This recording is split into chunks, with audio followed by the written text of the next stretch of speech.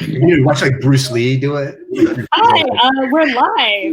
Good evening, everyone. My name is Rira, and on behalf of Vroman's Bookstore, I'd like to welcome you all to our virtual event with Suzanne Wiggs.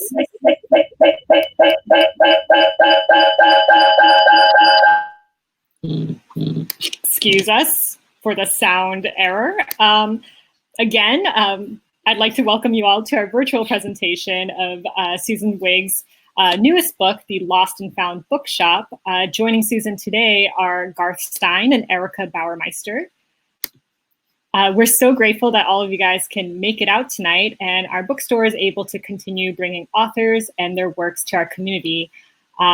Before we begin, I do have some short announcements. Our next virtual event is scheduled for tomorrow with Heather Cox and Jessica Morgan, the authors of The Air Affair, at 6 p.m. And that event is ticketed, so if you would like to attend it, please check out our website for more information. This evening's event includes a Q&A. To submit a question, please use the Ask a Question button at the very bottom of the screen. And you can vote for any questions that you would like our speakers to answer. And also, if you have pre-ordered a book or plan to order a book tonight through the event, we will automatically enter you to our giveaway. We will be giving away 4 $25 Vroman's gift cards, courtesy of Susan. And if you would like to order a book tonight, you can click on the green purchase button directly below the viewer's screen, and it will take you to our website. Please make sure to write giveaway in the notes section of your checkout so that we know that we will be entering you to the giveaway. And with that said, let me introduce our guest speakers for this evening. Susan Wiggs is the author of more than 50 novels, including the beloved Lakeshore Chronicles series and the instant New York Times bestseller, Family Tree.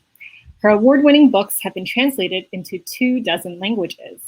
And joining Susan are Garth Stein and Erica Bauermeister. Garth is the internationally best-selling author of contemporary classic, The Art of Racing in the Rain, which has sold more than 6 million copies worldwide and spent more than 3 years on the New York Times bestsellers list. And Erica Bauermeister is the best-selling author of 4 novels, including The School of Essential Ingredients and The Scent Keeper, which was Risa's book club pick for February 2020. And with that said, I'm going to turn the camera over to our speakers. Enjoy the talk, everyone. And here we are. Am I unmuted? That was so trippy, dude. So sorry. Is that like a classic reverb box, like one of those, like from the 70s or something? Is it happening because of?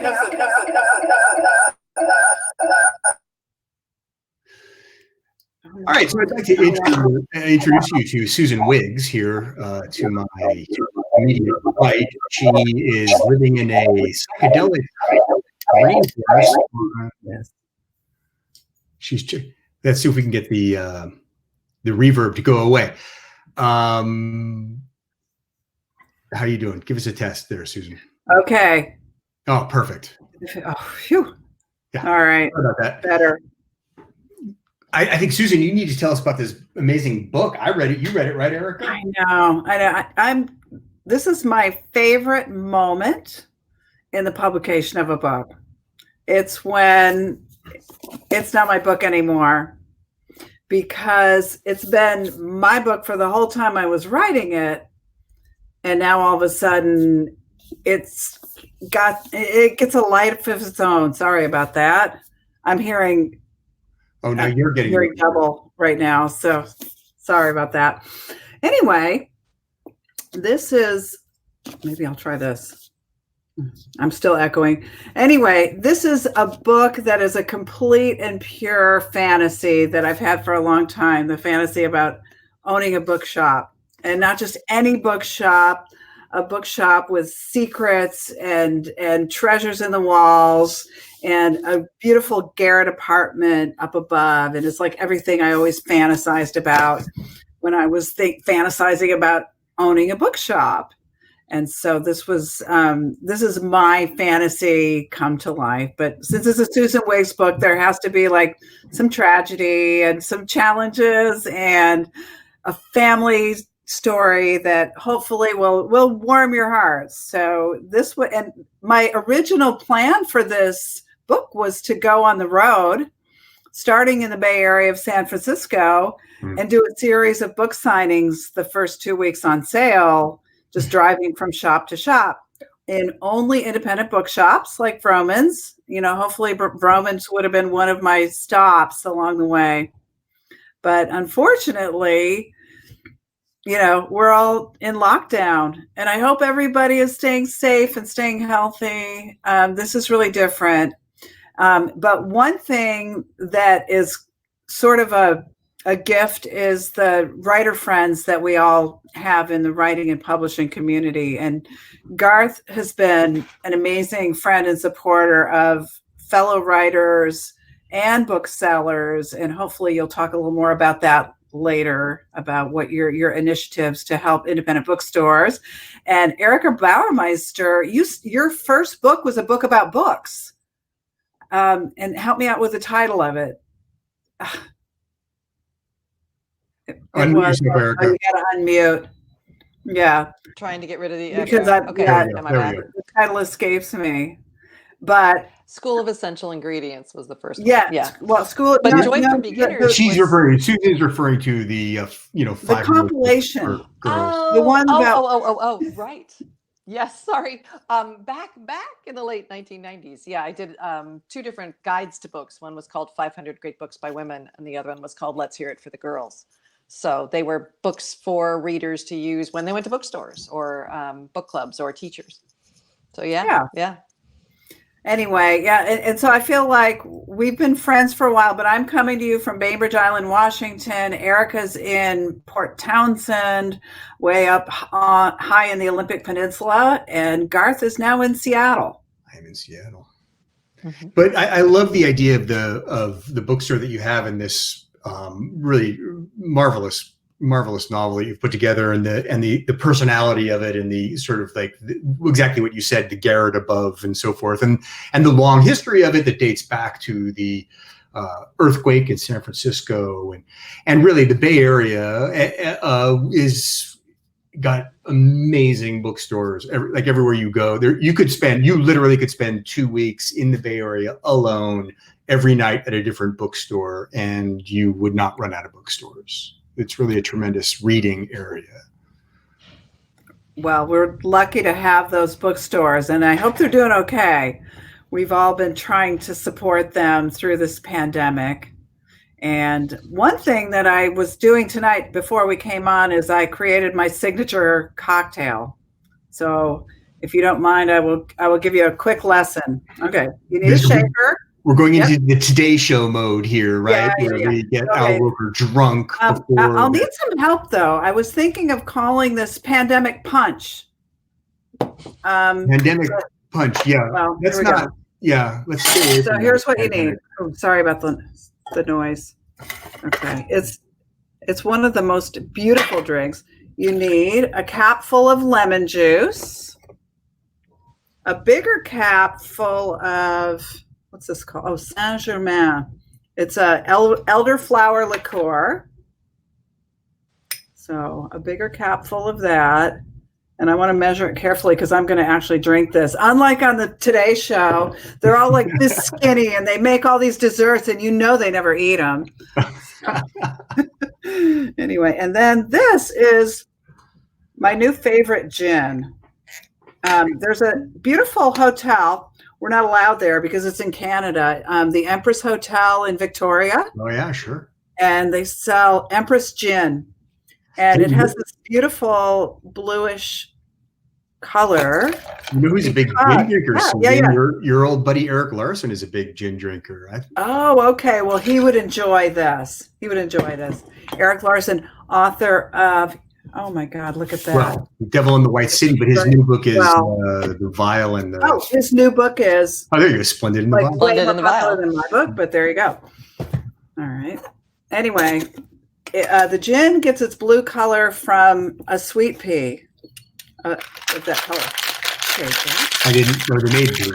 Yeah. And I don't know. I like a martini glass. Look at the color. Look at Oh, that is beautiful. Yeah. So there's our pandemic punch. It's like an aviation. That does Is it actually like look an like a aviation? pandemic punch, in fact. Yeah. Little Exactly. fun. So if you get nothing else out of tonight, you have a recipe. There you go. I put a piece of lavender in it. That's all we have in Washington in the summer, lavender. Yeah. Anyway, cheers, everybody. Thank you for having me. Thank you, you guys, for being good sports. What are we drinking? Oh, Good he's sparkling water. Sparkling water. Okay. Sorry, we're trying not to embarrass you, Susan. Okay. So we can talk books. We can talk anything. We chatted a little beforehand.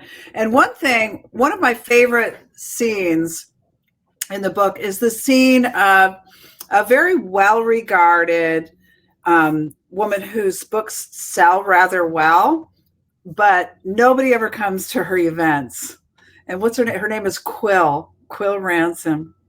And she comes to our fictional bookshop for an event, and it kind of plays out really badly. The bookseller is mortified. Nobody's buying. Nobody comes.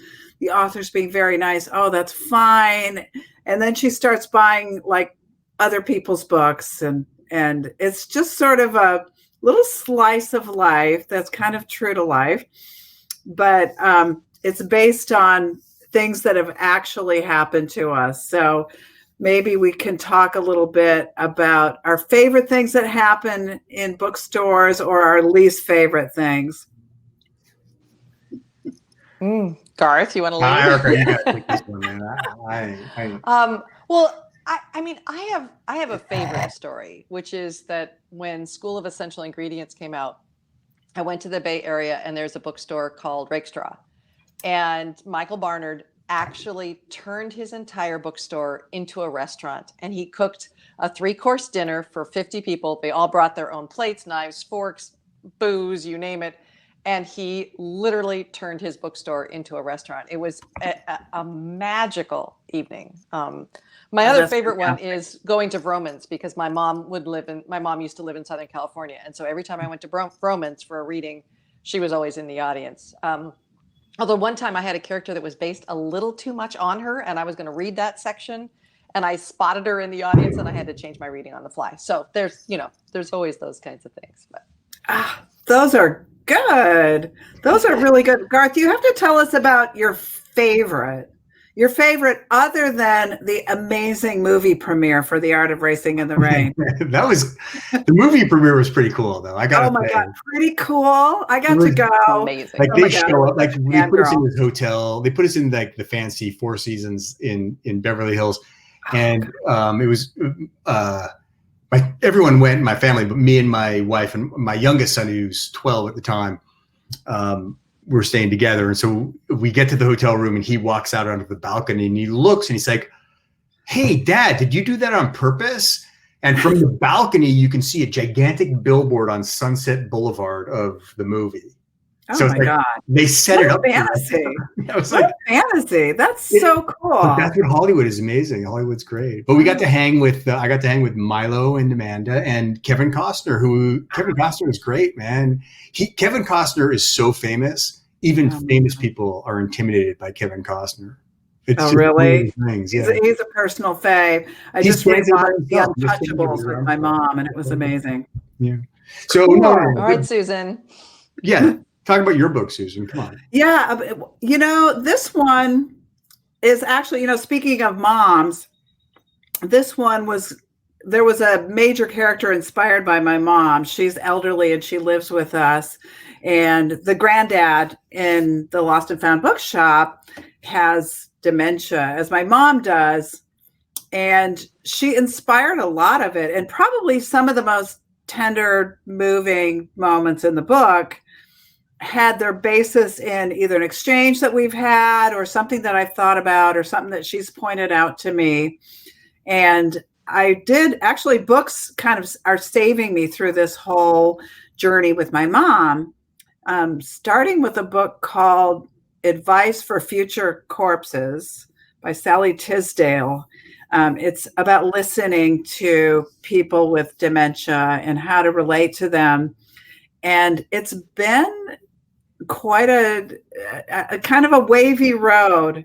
And some of the most personal and tender scenes in the book were inspired by her. They don't really reflect what went on, but I definitely wanted to talk about that in the book in a way that was dramatic and personal and loving. And hopefully I didn't give short shrift to that storyline.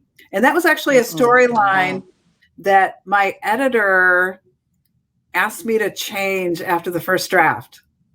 How so? Because I love, that's my favorite. That's my favorite part of the book. Originally, there was kind of a miraculous healing that sort of resolved that situation.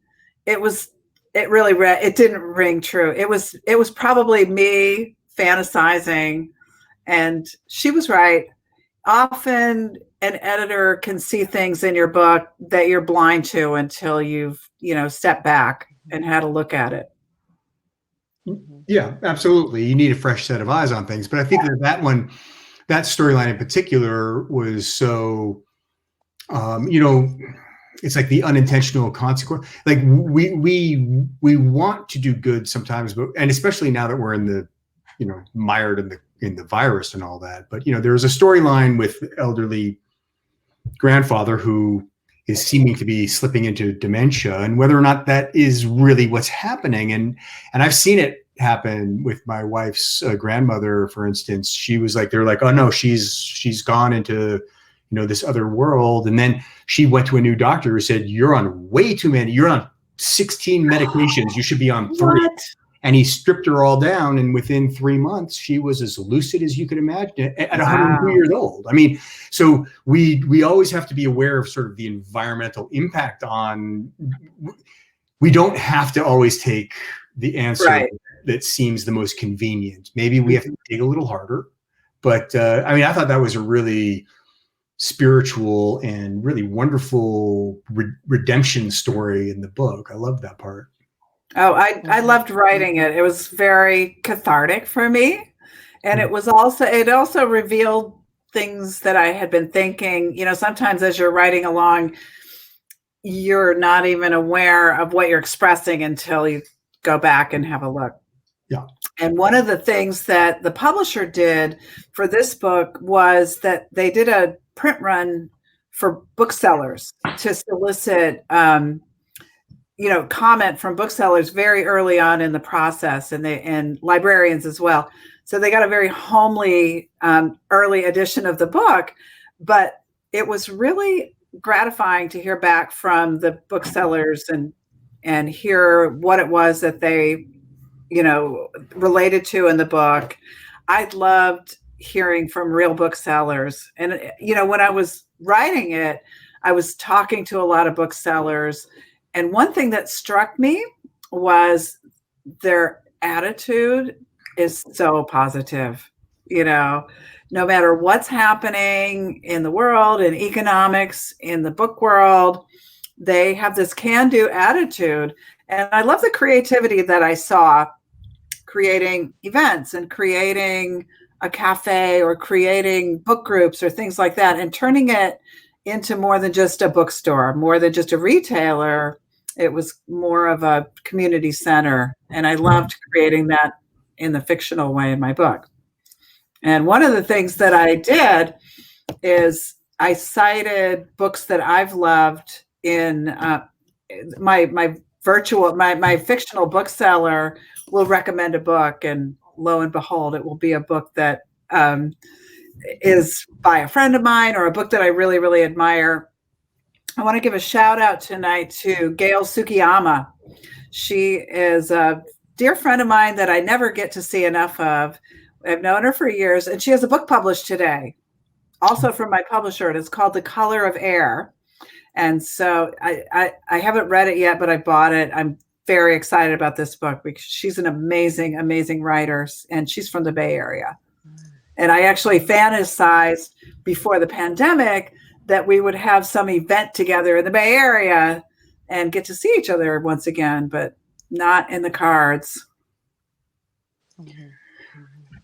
We shouldn't regret. I mean, we one day we'll get back to in-store events, but for now, I mean, the fact that there's, Vroman's is here with a really good online presence, and they have a good following and everything. So I think we should make the most of like making your book a bestseller at Vroman's Bookstore. So what we need to do is talk a little bit more about some of the details, I think, that are going on in that. There's a whole like story of this building. Can you talk a little bit about? Yeah.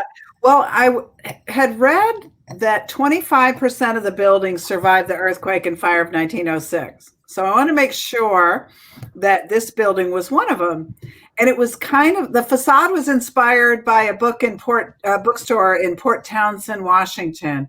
Actually, it's not a bookstore. It's an old Victorian building with an iron facade. And Erica, I bet you know which one I'm talking about. It used to be like painted pale blue, but I'm sure they've changed it a lot since then. Mm-hmm. But it had a cast iron facade. And so I figure, well, that would be something unique about this building. And the other tidbit that I read about in my research is that when soldiers were being shipped off to war, in this case, the Spanish-American War of 1880 or 1899, they would sometimes hide their belongings in their favorite saloon because they had to ship out and they didn't have a home there. And so they had to have a place to put their things. And so when my contemporary building starts falling apart and they're pulling things out of the walls, they start finding these artifacts. And so that was another little storyline that I was able to include because Natalie, the main character in the book, is deeply, deeply grieving. And so I needed to find ways in the story to reconnect her with humanity and her community and kind of bring her back through this journey so that she can move ahead. So there was. So I'm curious, what was it like to choose which things went in the walls? Because I just found, without giving anything away, I found your choices fascinating. And I'm just wondering. Because I based it on some things that I found in my research. There was a tin biscuit box that somebody found, and most of the things were the things that are in our drawers that we keep and we don't know why, and they're not of much value, but old war medals and just, random buttons and notes to self and things like that. But this being a Susan Wiggs book, there's also like a big reveal in the end. I can't give that away, but I will give you another little tidbit. There's a storyline involving William Randolph Hearst. He got kicked out of Harvard when he was, before he graduated. He had pulled a prank and he got kicked out. And that's when his father bought him the San Francisco Examiner and had him. That's a nice consolation prize. I mean, if you're going to get kicked out of Harvard, you might as well have a newspaper. Get a newspaper. That's right. But he plays a part. I mean, the ghost of him plays a part. And so that's another reason I connected so much with Garth's book, A Sudden Light, and Erica's book, House Lessons. Yours is a memoir, Erica, of renovating your home, your old Victorian home or Edwardian, whatever you call it. And then Garth's book, A Sudden Light. I even remember the house that you had your book launch party in. Oh, yeah. It did not look like our house. Yeah, it's a green mansion. But Erica, what did you find in the walls when you guys were renovating that house? Rats. Oh, no. Mostly there any dead rats. But there is a part in the book that's very important where we actually put something in the walls. And we heard so many stories when we were in the construction thing. There was one house in Port Townsend where they opened up the walls of the living room and it was entirely lined, insulated with what had been first edition books. They were just books that had come out, but they were now 150 years old, right? And so the insulation of the house was worth more than the house itself, which I always thought was just a wonderful story. Fascinating about that. Our house in Seattle is 1924, and we like took out a wall to like open up to be like more contemporary and all that. And we found stuff. We found some postcards, playing cards, but we found a lot of newspapers from, guess what, 1923 when they were building the house. Apparently they would use it as insulation. Like sometimes they would cram their own stuff in for fun, the builders would, but I guess sometimes they would take books or newspapers, pre-asbestos era. And it was used to serve for sound deadening, especially on interior walls and stuff like that. So it's fascinating. Well, one artifact that I wasn't able to use because it was in the wrong part of the country is a true story that my literary agent is from Nantucket. And so she told the story about she had a friend of hers who took apart a wall in Nantucket, which is a big whaling community back in the day. And somebody found this carved whalebone dildo. And behind a brick somewhere by a fireplace in the ladies' room, because the whaling sailors used to go away for years on end. And so, here's a little trinket while I'm gone. Yeah. But not only that, she went running to the Historical Society with this artifact saying, "Oh my God, I found this unique thing." And they said, "Oh no, that's a He's at Home." And we have a whole bunch of them. So, but she said, but hers vibrated, right? There was a battery placed for it. So. Why are we talking about dildos again? It's called a He's at Home. He's at home. I love it. In the home that I live in, it's not that. Well, it is. It's from the 1960s, and we've found just random thing. Nothing of value, but the fact that the builder wrote his name on a brick inside a wall. And so what we did when we were redoing some things is we put a whole secret in the wall that we had taken out and put back together. So years from now, generations from now, they're going to come across like a $20 bill saying, go to dinner, get somebody, the key to happiness. Yeah. So we had some fun with that. I love it. You got a question, Erica? Well, so I'm going to, I don't know if there are any questions we're supposed to be answering, but I did have one before we launch into that, which is just that, we're in the middle of a pandemic. We're all kind of hunkered down. I think as writers, we hunker down anyway. And I think we're kind of used to working from home. And I'm kind of curious what either Susan or Garth, what you guys do in terms of making sure that your days are productive, even before the pandemic and perhaps especially now. Yeah. Why are we so distracted now? We shouldn't be doing anything different, but I find myself very distracted. I'm not writing anything. Mm-hmm. Really? Yeah. I think for a while for me it was It's been super challenging. I'm very distracted by the news. One thing that I do is I write all my books out in longhand. And so my first draft. Wait. What? Yes, I do. What are you, Eugene O'Neill? What on earth? Oh my God, I know. Eugene O'Neill used to write his huge plays out on a yellow pad by hand. Wow. Are you insane? Wow. I know. I am. So does that just feel right? Is that it does. The speed? Wow, that's cool, man. That's amazing. I started writing when I was so little, and I guess it just feels like that's how I create. And I have tried to skip that step and it doesn't work. And it's painful to try to type it up after it's done. But those are my first drafts. That's crazy. There's a book that you guys have probably read on writing by Stephen King. Mm-hmm. And that one, he says something in there about the first draft. He said, you write it with the door shut, meaning you don't discuss it. You don't bring people into the process until you're, familiar with the book that you want to write. So that's maybe my door shut process. But the problem is when the pandemic hit, my first draft was nearly done. And so I had typed it up. And when I say typed it up, now I read it aloud into voice dictation.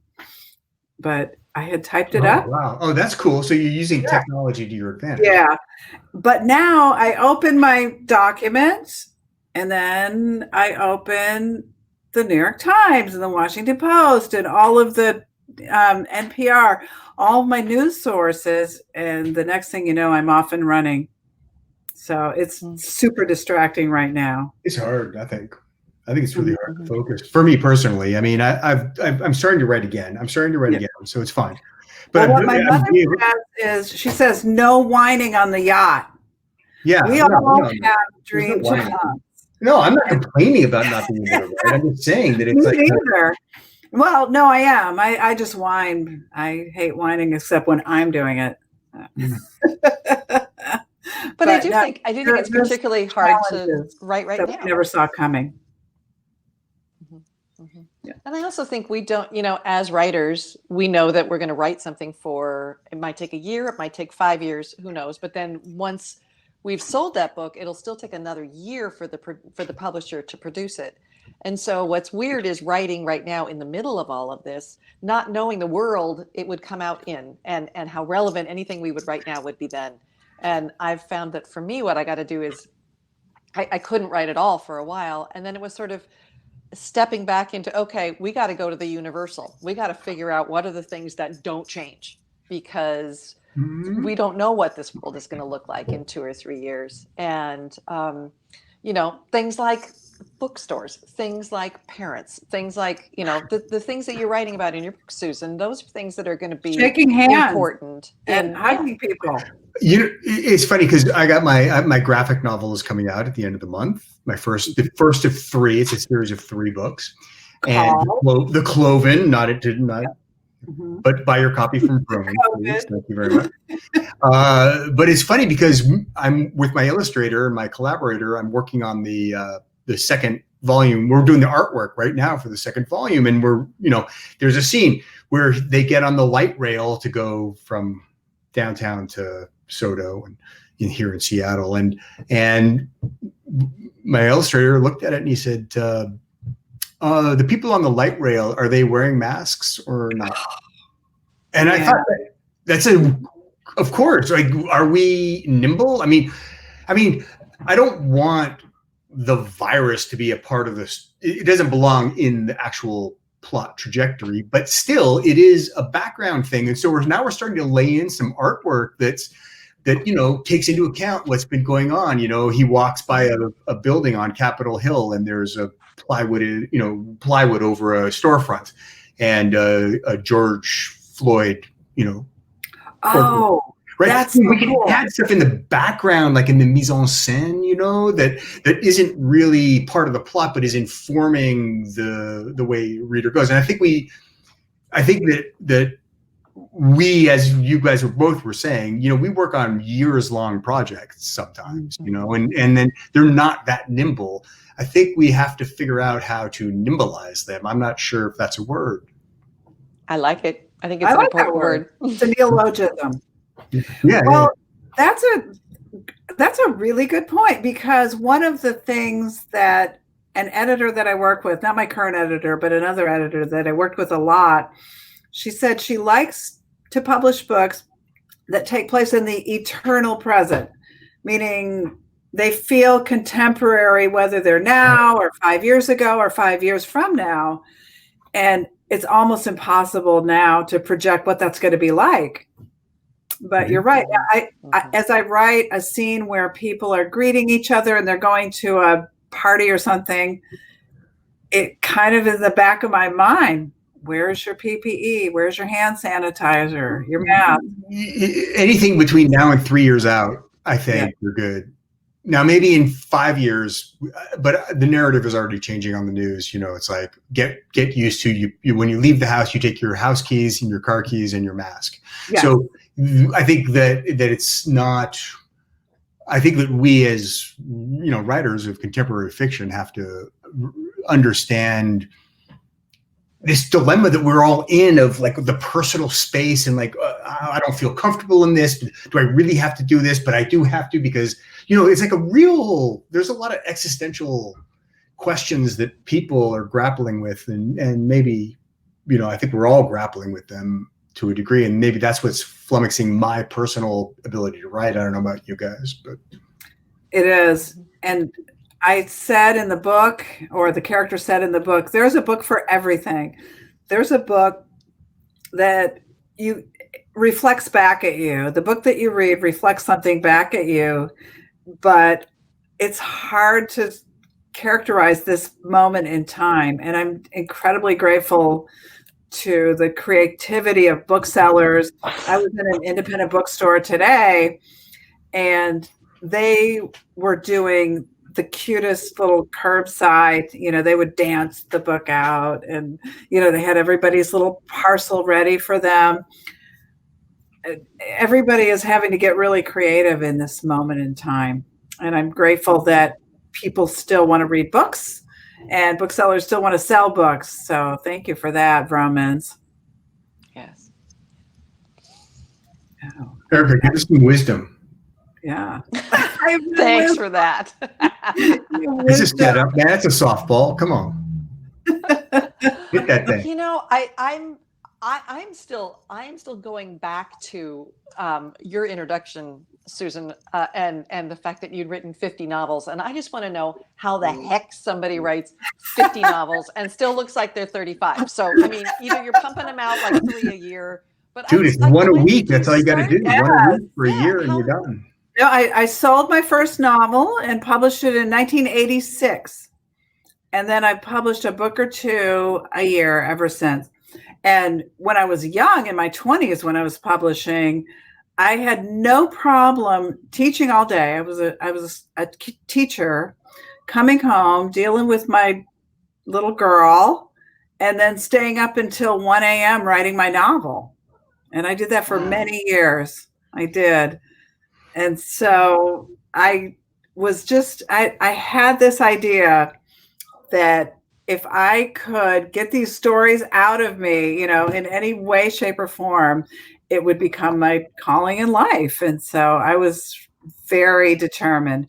And I became a full-time writer, I think like in 1990, and moved to Washington State from Texas and never looked back. But I'm in commercial fiction. I started out writing historical romances, and then I wrote contemporary women's fiction, and now I don't know, is it general fiction or women's fiction?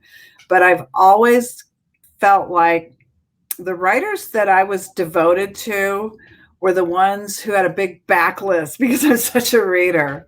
So I wanted to be that writer. And I wanted to be that writer where you would discover one book and realize, oh my God, she's got many other books. I can't wait to read them.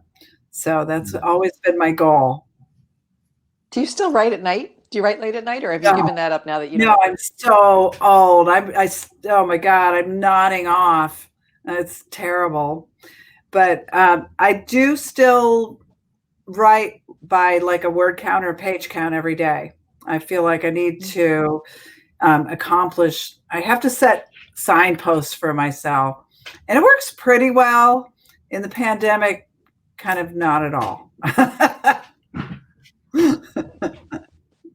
But so we should also tell people what we're working on besides getting through pandemic. Garth already admitted that you're not working on. Well, I'm at a crisis point. I'm doing some writing I'm writing a story for Humanities Washington. You guys know Humanities Washington. Mm-hmm. Humanities Washington up here is a wonderful nonprofit organization, and every fall they have a fundraiser called Bedtime Stories. It was started by the esteemed Charles Johnson, of course, yes. Book Award winner, wonderful guy. Mm-hmm. And they asked me to write one this year. So they get 3 or 4 writers to write original stories. And so I've been taking a hack at that, figuring they don't even want it until September. So if I fail miserably now, it's going to be fine. Okay. And I have a novel that I got to a point on, and I was ready to do another pass on it, and then the whole virus thing happened. So I said, I think I need to. Sometimes you do something and there's something there, and you need to like get it. And then sometimes you do something and you got to be able to look at it and say, is there something there or not? I mean, maybe I need to walk away from this one. I'm kind of, unfortunately, in that kind of vulnerable space with this particular novel.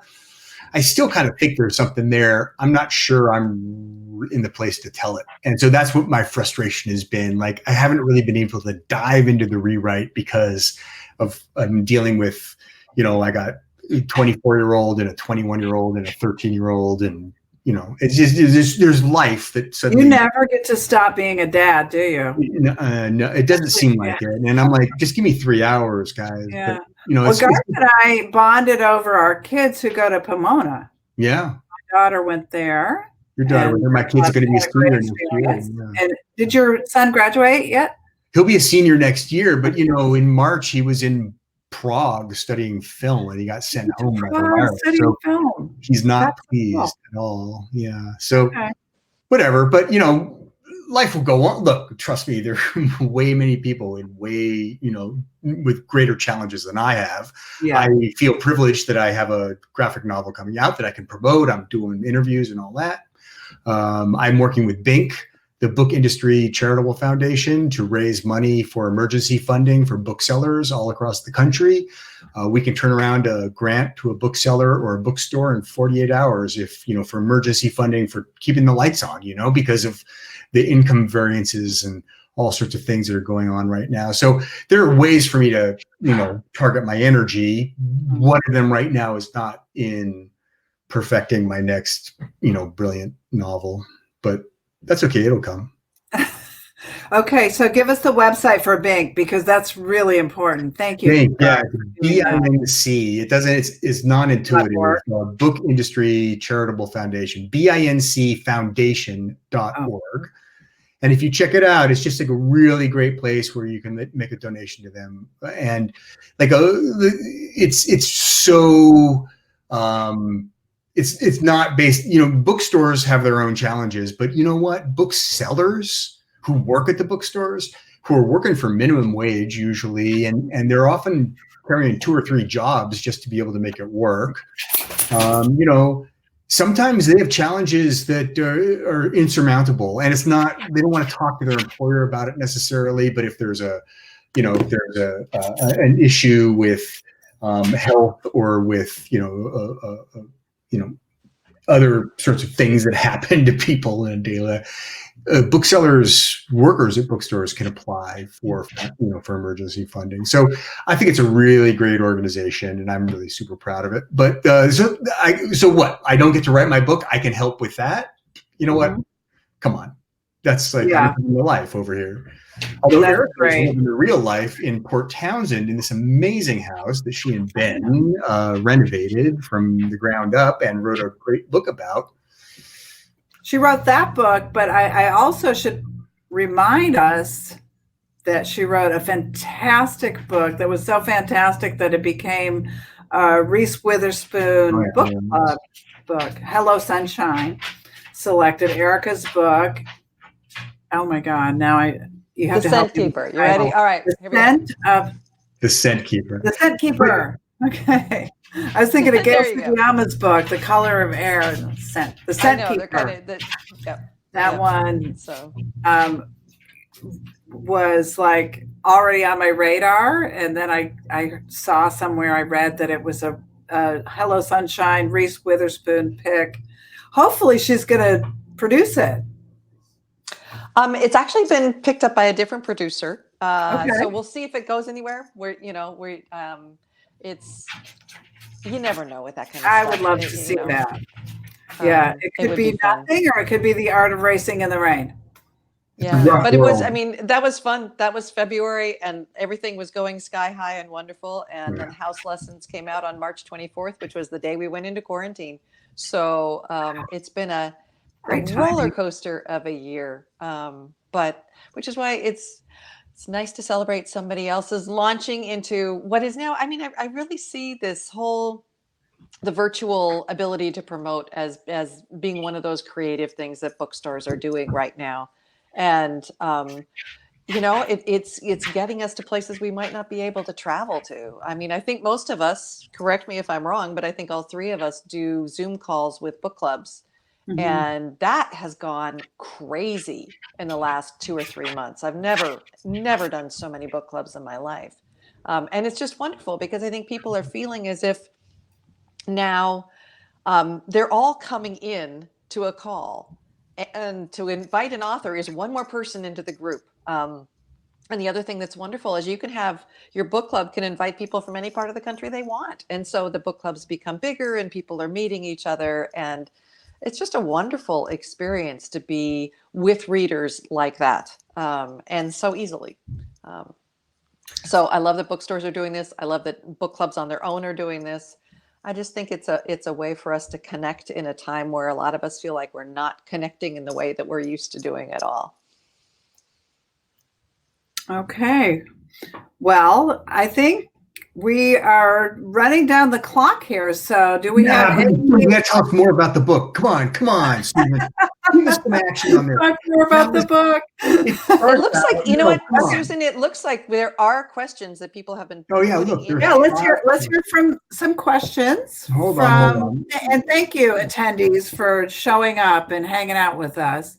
Oh, these are great questions. Okay, question. Susan, we're going to do this really fast. Did you realize that there was significance to the bird on the cover?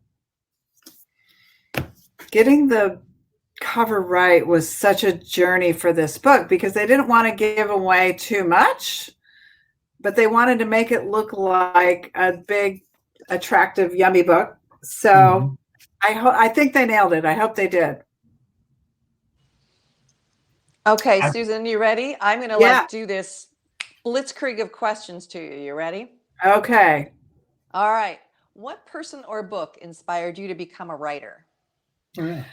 There were just a couple, and they were, of course, children's books because I was a child. One of them was called The Carrot Seed by Ruth Krauss, and it was an early reading book, and it was about a boy who planted a carrot seed. I could probably recite the whole thing, but he was very persistent, and I remember it was probably one of the first books that I ever read by myself and knew all the words. So that one kind of clued me in that writing and storytelling was a thing that I could do. And then the other one was Harriet the Spy by Louise Fitzhugh.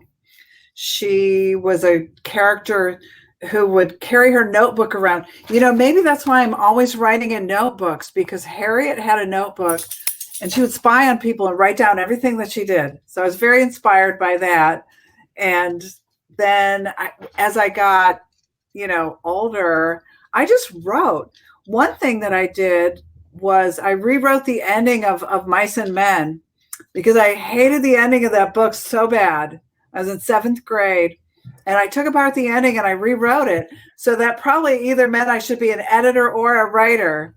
So I was very inspired by things that I read. I really was. And I did not study writing in school. My undergrad degree is in math and in French. My graduate degree is in education. And I felt like my training as a writer started as a reader.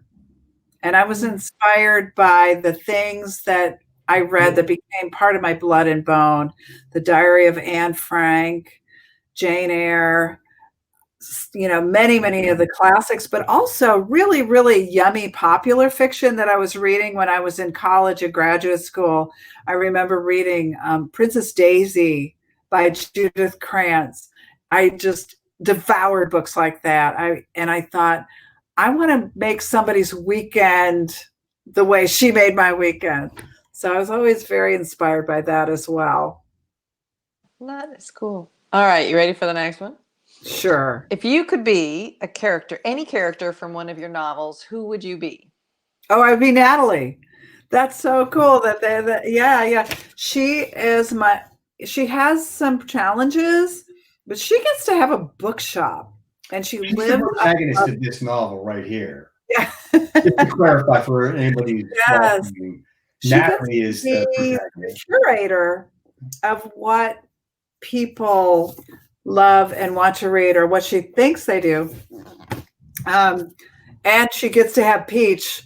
Peach is the love interest in the book. Peach Gallagher. He's the contractor who comes and fixes her bookshop, and Peach is cool. He's awesome. So yeah. Dude, yeah, I'm wondering if there were Peach. I mean, what up? Yeah, where did that name come from? I want to know. You know, as I was writing, it came out of the blue. You know how you're sometimes writing and something comes out of you? Yeah, there's a story in there. Yeah, it just feels right.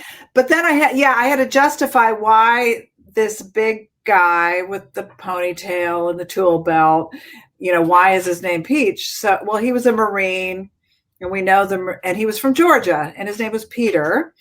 And so the Marines gave him a nickname because in the military, they're always giving each other nicknames. So Peach, Georgia Peach, Peach Gallagher. I've seen Full Metal Jacket, and it wouldn't, if the Marines gave him a nickname, it wouldn't have been Peach. Yeah, exactly. Yeah, it would not have been. Yeah, it would have been Little Angry Man Boy or something. But it's a great thing. He's a great character in the story, and it's like you're rooting for, you know, you're like, Natalie, dude. I know. Well, there are actually two love interests in the book. Trevor Dashwood, which is he's an author, like Rick Riordan, you know, very, very popular. Like Kevin O'Brien, I think more. Yeah. And so he's the competition, but with a name like Trevor Dashwood, you know, he's like got something to hide, which he does. So, yeah.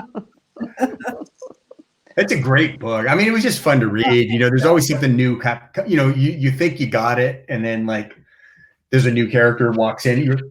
There's always something that just when you think you've got it dialed in, like I know where this is going, like something happens. And so ideas like that, and I bet you guys do this. Ideas like that come from epic hikes with a dog. For some reason, that's when my plotting happens. And that's why you always carry a notebook with you. That's right. Right, because it happens, and then at our age, we forget it. Like by the time we get back home. Totally. It's shameful. Shameful. Okay, I'm going to change your direction. Kristen Valenzuela had a question, which she wanted to know if writing about someone with dementia was helpful in coping with your own situation. Absolutely, 100%. It taught me to listen and not judge and not try to fix things. Because how many of us are fixers? Well, let me help you with that. Let me fix that. No, I think that I learned and I worked through some things. Give my mom her own agency. Give her some space. Be patient. You know, a lot of us, and we probably did this with our kids when they were little. We wanted to push them and hurry them along. Hurry up. Let's do this. Let me get that for you. When you should actually step back and give them time and space.